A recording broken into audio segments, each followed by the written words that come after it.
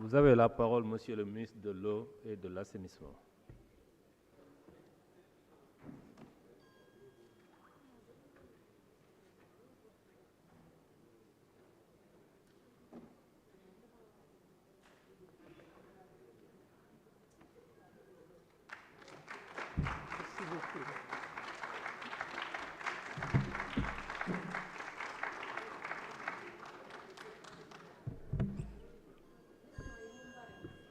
Monsieur le Président de l'Assemblée nationale, chers collègues, honorables députés, c'est avec beaucoup d'attention et d'intérêt que j'ai suivi vos interpellations, vos questions, vos suggestions et puis vos critiques, parce que c'est toujours utile pour nous d'avoir le ressenti des représentants du peuple que vous êtes et de pouvoir dialoguer avec vous sur des questions qui nous concernent tous.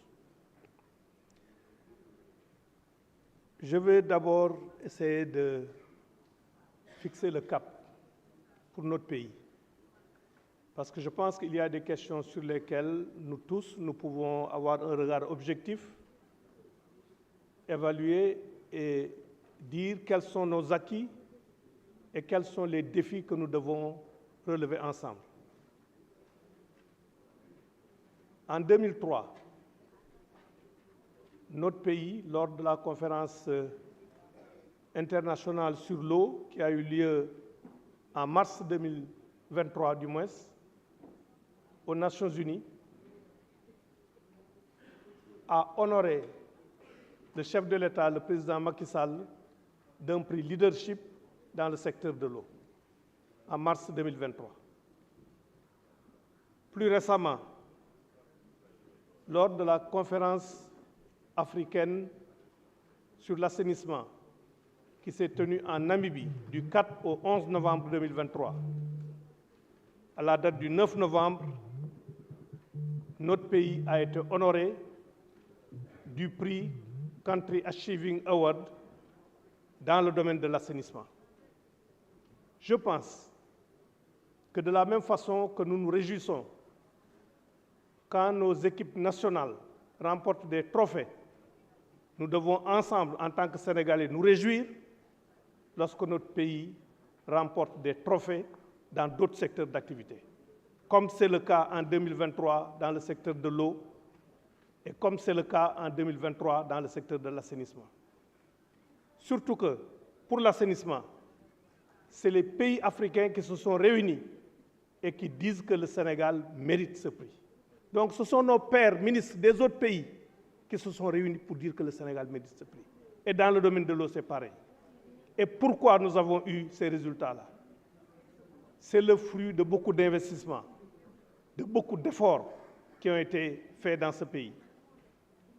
D'abord, la vision est claire dans le secteur de l'eau, comme dans le secteur de l'assainissement, déclinée dans le plan Sénégal émergent d'abord, et puis après dans la lettre de politique sectorielle pour l'eau et l'assainissement, où notre pays a fait des études prospectives. Je l'ai dit, le rapport l'a repris. Jusqu'à présent, on avait des programmes de rattrapage. À un moment donné, on a dit qu'il faut qu'on ait une vision à long terme. Nous avons effectué une étude sur la sécurité de l'eau qui permet de recenser l'ensemble des besoins de tous ordres dans le domaine de l'eau potable, pour l'agriculture, pour les autres services, à l'horizon 2050. Quelles sont les potentialités que nous avons en eau souterraine, en eau de surface, en eau renouvelable pour faire face à ces besoins? Et c'est sur cette base que nous sommes en train de bâtir des plans d'investissement, le plan directeur que nous avons dans l'hydraulique urbaine, dans l'hydraulique rurale, et ainsi de suite. Donc la vision est claire. En même temps, nous avons fait des investissements. Aujourd'hui, si nous disons que le taux d'accès à l'eau en milieu urbain est de 98,7%, c'est une réalité. Le taux d'accès à l'eau en milieu rural est de 96,9%, c'est une réalité. Et je le répète, le taux d'accès à l'eau, ce n'est pas celui qui est privilégié et qu'il peut ouvrir sa chambre à coucher, passer dans ses toilettes et avoir l'accès à l'eau. Il y a un critère au niveau international pour calculer le taux d'accès à l'eau. On dit qu'on a accès à l'eau quand nous avons une quantité raisonnable d'eau sur une distance acceptable. Et il est dit que quand il y a une source d'eau à 1 km au plus, on a accès à l'eau. Maintenant, le reste, c'est un problème de branchement. C'est la volonté du ménage qui va se brancher à l'eau. Deuxièmement, la quantité d'eau raisonnable est estimée à 20 litres par jour et par personne. C'est la raison pour laquelle notre pays a ces trucs-là, parce qu'il faut une base internationale pour pouvoir comparer les taux d'accès à l'eau. En ce qui concerne l'assainissement, nous ne sommes pas à près de 90%. Nous sommes à 88% à peu près en milieu urbain. Le taux national est de 74% au niveau national. La moyenne nationale, 74%. Au niveau rural, on est à 62,2%. J'en profite pour évacuer une question sur la question de l'assainissement. Vous savez, l'assainissement peut être collectif, où dans un ménage, on a des toilettes, et c'est une canalisation qui évacue l'eau jusqu'au niveau de la rue, et il y a des collecteurs qui amènent l'eau au niveau des stations d'épuration. L'assainissement peut être autonome, individuel, où on a des toilettes, on a des fosses septiques, il faut qu'un camion vienne vidanger pour amener l'eau au niveau de la station de traitement. La différence entre les deux assainissements, c'est que là, le transport est assuré par une canalisation, et là, le transport est assuré par un camion de vidange. Si notre pays a eu ces résultats-là, c'est parce que nous avons allié en même temps l'assainissement collectif dans les centres où la concentration humaine était forte et l'assainissement autonome individuel là où les habitations sont dispersées, où le réseau n'a pas encore été là.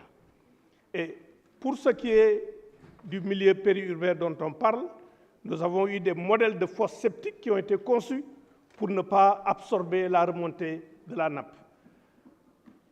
C'est dimanche que j'ai été à Ndiaganiao lors de la journée mondiale des toilettes.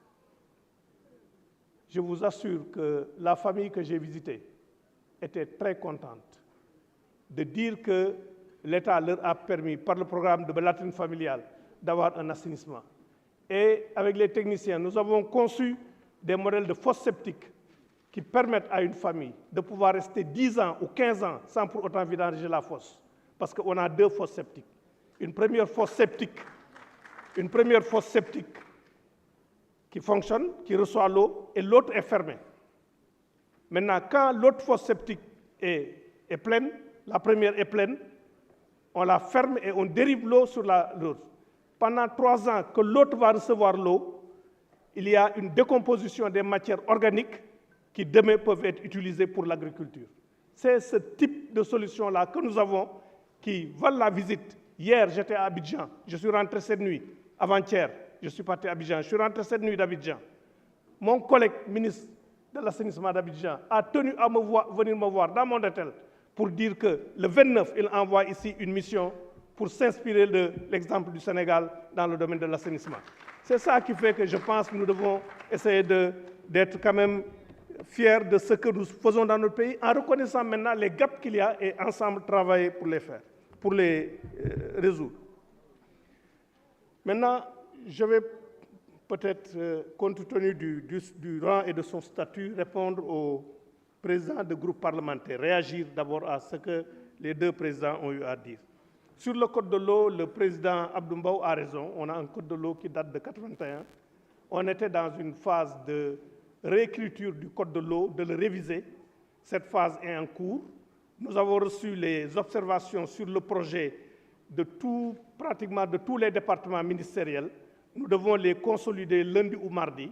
Mes services m'ont dit que mardi, j'aurai la fiche qui indique les observations de l'ensemble des ministères. Et en ce moment-là, le nouveau code de l'eau, le code de l'eau remanié sera envoyé au secrétariat du gouvernement pour examen au niveau de l'État. La question du chevauchement entre les directions nationales et les entreprises de tutelle que vous avez soulevée aussi, je pense ne se pose pas tellement. Il peut y avoir toujours des conflits qui sont réglés au niveau du ministère, mais ne se pose pas tellement. Parce que la structure du ministère, au niveau ministériel, on s'occupe des études stratégiques, de la vision, des orientations. Les structures opérationnelles s'occupent de la mise en œuvre des projets et des programmes. Donc aujourd'hui, la direction de l'hydraulique n'exécute pas tellement de projets, elle s'occupe des études, c'est la SONES qui s'occupe, la SONES et l'OFOR qui s'occupent de réaliser les travaux. Voilà à peu près, c'est la raison pour laquelle d'ailleurs, vous voyez que dans le budget du ministère, 91% c'est l'investissement, parce qu'au niveau du cabinet et des structures nationales, on n'absorbe pas beaucoup de crédits. Sur le Conseil supérieur de l'eau, vous avez raison, je pense que c'est la lourdeur de son fonctionnement qui fait qu'il ne s'est pas réuni. Cette question sera traitée dans le nouveau Code de l'eau. Sur la réforme de l'assainissement, nous n'avons pas pris de décision. Nous sommes en train de faire des études. Cette réforme ne sera adoptée que si les études montrent qu'il y a une viabilité sociale, une viabilité économique, une viabilité financière, autant au niveau de l'ONAS que des structures privées qui vont gérer ce volet assainissement-là. Mais en réalité, à date en tout cas, parce que vous avez une crainte que le secteur privé ne prenne en charge cette réforme-là, si jamais il y a introduction du secteur privé. En tout cas, à date, pour ce qui est de l'assainissement des bouts de vidange, parce que nous avons des stations de traitement des bouts de vidange qui ont fait l'objet de délégations de services publics. L'ensemble de ces stations de bouts de vidange sont aujourd'hui gérées exclusivement par des sociétés sénégalaises.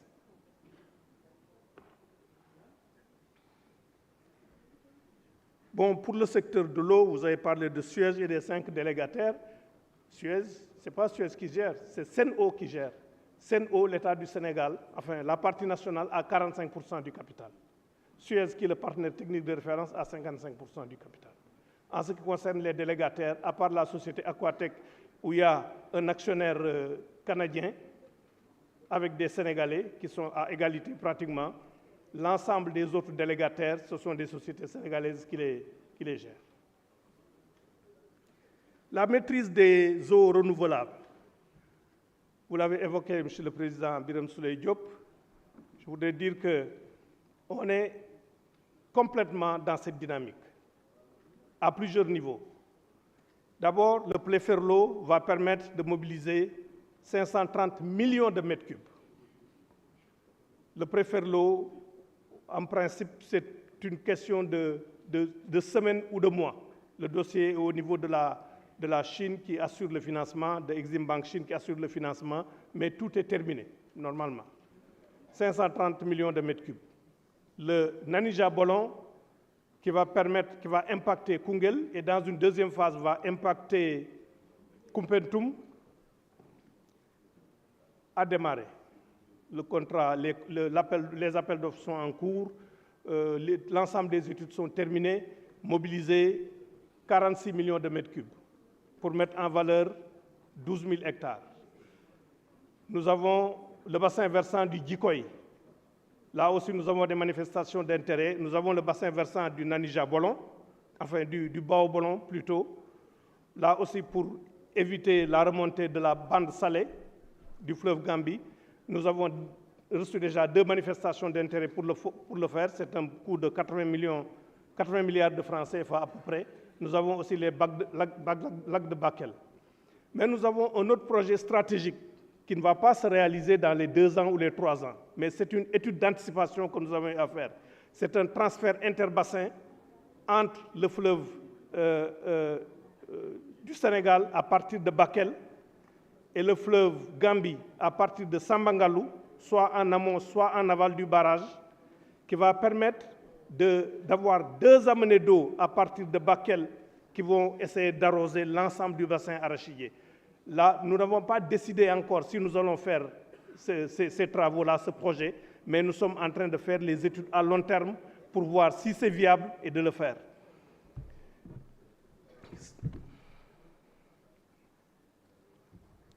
Le barrage de Gourbassi est sur la Falémé. C'est un barrage que l'OMVS doit faire. On a envoyé les requêtes de financement, mais ce n'est pas un barrage hydroélectrique, c'est un barrage de régularisation des eaux du fleuve qui permettra de réguler les eaux du fleuve Sénégal plutôt. et le barrage de Sambangalou est en même temps un barrage de régularisation des eaux du fleuve Gambie, mais en même temps un barrage qui va nous permettre de produire 128 MW d'énergie électrique. J'y étais la semaine dernière quand on était à Kédougou, visiter le chantier qui avance. C'est un barrage que nous faisons dans le cadre de l'OMVG qui va permettre là aussi de mettre en valeur 90 000 hectares de terre, dont les 40 000 pour le Sénégal. Et sur la production d'énergie électrique, sur les 100%, les 40% reviennent au Sénégal. Les travaux sont en cours actuellement. Sur le quota du canal du Carior dont vous avez parlé, les 26 mètres cubes secondes, on n'a pas eu le canal du Carior, mais entre-temps, au niveau de la commission permanente des eaux de l'OMVS, le Sénégal avait obtenu une autorisation, je crois, de 21 mètres cubes secondes. De 21 mètres cubes secondes, que nous avons utilisé en partie pour faire KMS 3. Et pour faire le Préferlo, on a eu une autorisation de la commission permanente des eaux de l'OMVS qui a autorisé 16 mètres cubes secondes à peu près. Donc c'est avec ça que nous allons faire le Préferlo. Sur le dessalement société étrangère, Sambangalou et tout ça, je voudrais seulement dire qu'il ne faut pas voir seulement l'attributaire du marché et dire que l'ensemble des ressources du marché sont pour des sociétés étrangères. Je prends seulement l'exemple de Sambangalou. 400 millions d'euros, 262 milliards de francs CFA. La partie génie civil, c'est 289 millions d'euros. Sur le barrage de Sambangalou, nous avons dit que le contenu local doit être de 30% minimum. À date, j'ai tous les contrats qui ont été signés avec des sous-traitants sénégalais. C'est 30 et quelques pourcents. Les contrats qui sont en cours de signature, négociés déjà, sécurisés, portent la part nationale à 40% à peu près. Voilà. Et c'est la même chose aussi pour les autres structures. Il y a l'entreprise qui gagne. Il y a maintenant que cette entreprise-là fait travail, on donne un contenu local à cela, aussi bien en termes d'emploi que tout le reste. Donc, je voudrais vous rassurer sur ça. Maintenant, le président Abdoumbaou, vous avez raison sur la réforme. La réforme est bonne. Je pense que de façon stratégique, on a eu à gérer les forages avec des associations communautaires, mais ces associations-là ne peuvent pas, quand on gérait le forage qui servait un village, dëkk bi lu mat juróomi téeméeri nit wala junniy nit ñoo fa nekk dëkk yi di màgg léegi communes yi di nekk ay fukki junniy nit ëllëg ñuy nekk ay ñaar fukki junniy nit wala dara xam nga duñ ko mën a gérer de la même façon. Donc il faut professionnaliser gestion bi ci loolu la ñu nekk léegi nag réforme mu nekk dafay am ay jafe-jafe bien sûr ay jafe-jafe yoo xam ne yi ci entreprise bi la ay jafe-jafe yoo xam ne yi tamit ci ay intérêts yoo xam ne yi amoon na à la base ñu leen di combattre ak aussi ay ñoo xam ne ñii aussi dañuy yàq parce que mbirum carburant bi manqué ci forage yi aussi mën na ci wax lu bare parce que soo jëlee ay am na ñoo xam ne ñii jub nañu bien sûr ñoo ëpp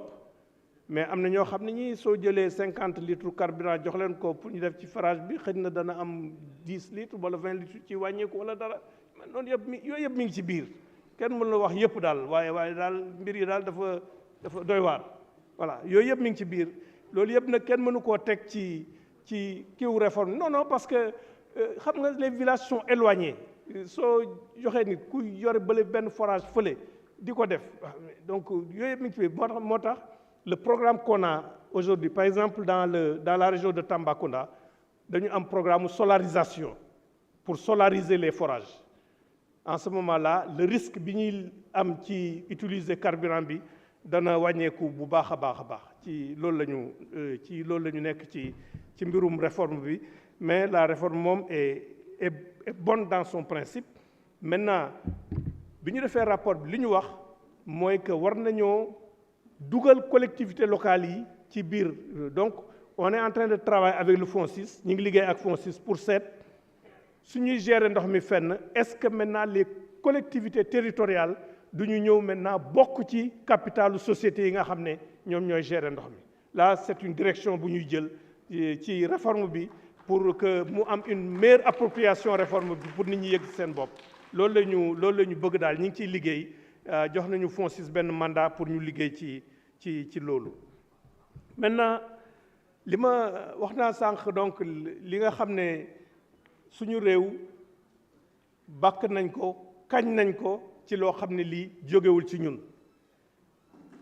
liggéey bi yëpp matul liggéey bi dana continuer di am parce que askan wi dafay continuer di yokk li ñu soxla ci ndox li ñu soxla ci assainissement day continuer di am waaye dama bëgg ñun Sénégal de la même façon su fekkee ne dem nañu defi sport defi football wala dara gagner coupe d'Afrique wala avancer ci coupe du monde nit ñi ni ñuy kontaanee ni ñuy kañe seen dëkk ni ñuy tiitaroo seen dëkk ñu tiitaroo ko tamit ci yeneen secteur su fekkee ne àddina bi ak wala Afrique kañ na suñu réew ren jii ci 2023 ñaari yoon kañ nañu Sénégal mars 2023 conférence internationale des Nations Unies sur l'eau ñu jël benn raaya jox ko président Macky Sall leadership taxawaayam ci mbirum ndox mi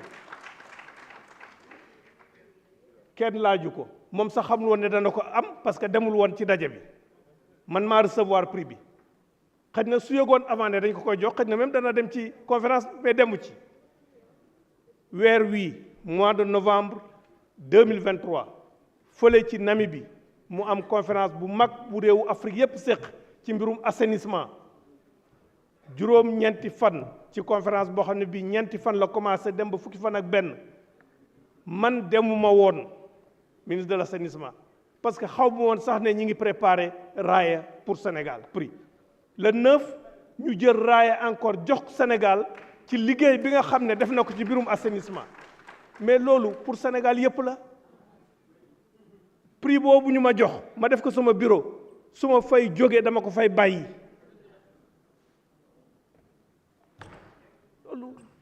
loolu li nga xam ne moom la ñu liggéey moom la ñu def waaye nag am na encore liggéey du mat li nga xam ne def nañ ko ci forage looloo tax tey jii soo jëlee Sénégal ñu ne taux d'accès à l'eau ci milieu rural bi 96,9% la milieu urbain 98,7%. loolu li ko indi mooy investissement yi ñu def ak en même temps extension réseau yi ñu def et tous les jours ñi ngi def ay extension de réseau ci mbirum assainissement eaux usées démb ci réunion bële ma dem Abidjan ci laa dégg ne ay réew yu mag yoo xam ne ñi ngi Afrique de l'Ouest nekk ak ñoom xam nga soo nekkee ministre la doo bëgg di wax turu réew seen capitale amul benn station de traitement d'eau usée je n'ai jamais imaginé ça mosuma xalaat ne benn capitale dana am bañ a am station de traitement d'eau usée li ñuy traité yépp dañ koy sànni ci géej gi wala ci dex yi am wala dara donc c'est en ce moment-là que j'ai compris ñoom pourquoi ñuy kañ Sénégal ci li nga xam ne liggéey na ko loolu la ñu def ci assainissement mu génn maintenant Dakar ñu def programme des 10 villes ay villes yoo xam ne mosul am assainissement ay Matam ay Tambacounda ñu dem fa bien sûr 5 quartiers la ñu def mais li ko indi ci 5 quartiers yooyu foo xam ne fi amuloon dara moo koy indi ci yeneen quartiers yi desul fële ci Tambacounda ak yeneen donc ci mbirum assainissement eaux usées donc suñu réew def na ci ay jéego yu mag mu maintenant assainissement eaux usées yu ànd ak fosse ak yu àndul ak fosse donc ci loolu la ñuy liggéey ci mbirum ndox mi tamit plan décennal vraiment fan la xaalis bi dugg loolu duma ci dellu si ku ko bëgg a del na nga xool rapport bi nga xam ne assemblée nationale def na ko ay photo mi ngi ci député yu photo wu ci kanam ay regard photo wu ci kanam ay tuyau pour def ko koo xam ne kii politique taxul nga jóg nga bëgg dëgg rek soo gisee rapport boobu da nga xam xaalis bi fan la dugg lan lañ ci def ak ci ban dëkk lañ ko defee li ñu mënoon a wax bari na question yi bari na mënoon naa tontu ci lu bari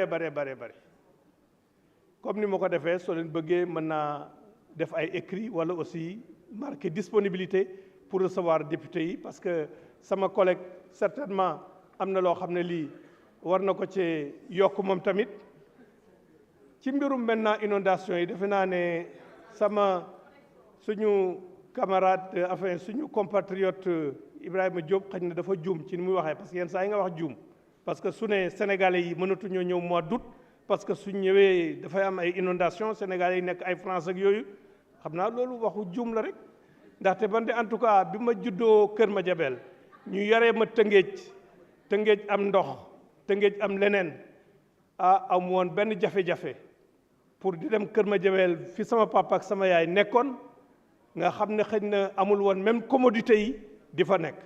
Et je pense qu'il y a beaucoup de Sénégalais yoo xam ne yi du ñu seetle ne ñoom fële suñ fa toogee du ñu am inondation waaye seet si seen papa ak seen yaay pour am inondation dana tax duñ ñëw.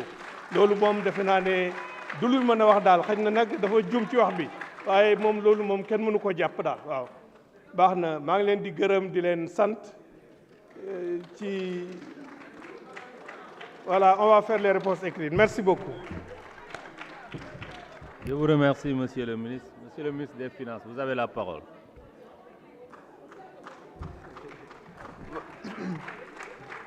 Donc, voilà, merci beaucoup.